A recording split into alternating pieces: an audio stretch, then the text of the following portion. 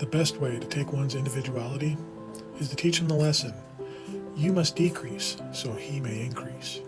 And it's what we talk about in our episode of Dan and Cam podcast that came out this week, where we're dealing with that teaching specifically, because we heard it a lot. A few times from the pulpit, a lot of times in small groups, even more from interpersonal relationships, when we felt a swelling of pride and happiness of an accomplishment. Give that over to God. You had nothing to do with that. He bestowed that blessing on you. And then if you ask, well, what about the shitty things happening in my life? Did God give that to me? Consider that a blessing because you're being tested. Your faith is strong enough to be tested. It's all a crock of shit. Because quite frankly, all that does is steal away personal individuality, identity, and all that, and teaches you to subvert yourself, subjugate yourself to another authority. And they want to claim it's this deity that they're acting in the presence of. But this is a lesson that doesn't just go in the religious realms, it goes all around. We're taught it throughout our lives. Always sit down, obey, and give personal responsibility to everyone else. Dwindle yourself. Like I said in the episode, if we're all wicks out of a candle and we're using the same oil, our wicks have to be dimmed a little bit so that one wick can shine always brighter. How often does that fall true? Just look at how we're raised in our country. Go to school.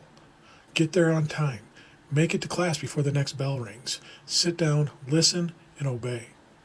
Trains us up to be a diligent workforce so we know the schedule and we know how to respond to bells and authority talking to us so that they can control us and dictate what we want in everything we want.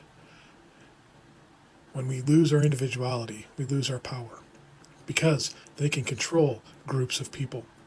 And we talk about this in so many different ways in this and how many different aspects of life that we actually get controlled in because we're told to dwindle our light. Give over to the greater good because that's better. Fuck that. Because that is trickle-down economics in its just basic form. This one high entity, if we give everything to that, it'll dwindle down all the blessings to us. We saw how well that's been working out for our country. We need just retribution of wealth to all the people so that they can spend it and glorify and live their lives to the fullest. And if we can do that, the world will be a better place.